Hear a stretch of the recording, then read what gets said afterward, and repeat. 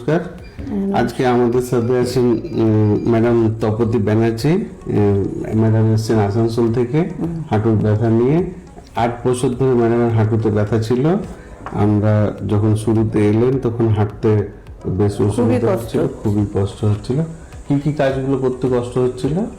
বসে উঠতে মানে কিছুক্ষণ বসার পর উঠে দাঁড়াতে অসুবিধা হচ্ছিল, হাঁটা চলাতে তো খুবই অসুবিধা, পাটা সোজা হয়েছিল, হ্যাঁ ব্যাকা ব্যাকা হয়, মানে একটা দুটো পা একসাথে ভর দিয়ে হাঁটতে পারছিলেন না। ডাক ওয়াকিং, তারপর দাঁড়িয়ে 5 মিনিট রান্না করার পরেও আর মানে কি বসতে হয়, ব্যথাটা হচ্ছিল, হ্যাঁ খুবই ব্যথা হয়, তখন আবার বসতে হয়। আচ্ছা, মানে কোথাও বেরোলে পেন কিলার খেতে হয়। আচ্ছা, আজকে আপনি যে অনেকটাই আমার আশা পাচ্ছি যে পরবর্তীতে আরো ভালো। প্রথম দিনের চিকিৎসা করে হাঁটাটা কেমন লাগছে? ভালো লাগছে।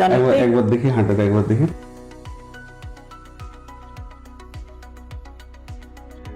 চলুন এবার সোজা চলুন।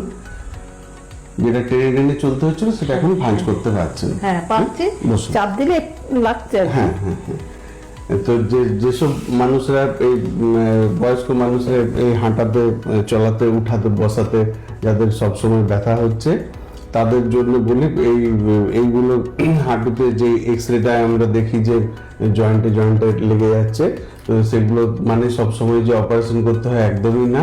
আপনারা সোজা আসুন, ভয় না করে আসুন, হ্যাঁ, বিনা ভয়ে আপনারা খুব প্রথম দিন থেকে ইমপ্রুভমেন্ট পাবেন এবং কয়েকদিনের মধ্যে যথেষ্ট কর্মক্ষমতা ফিরে পাবেন।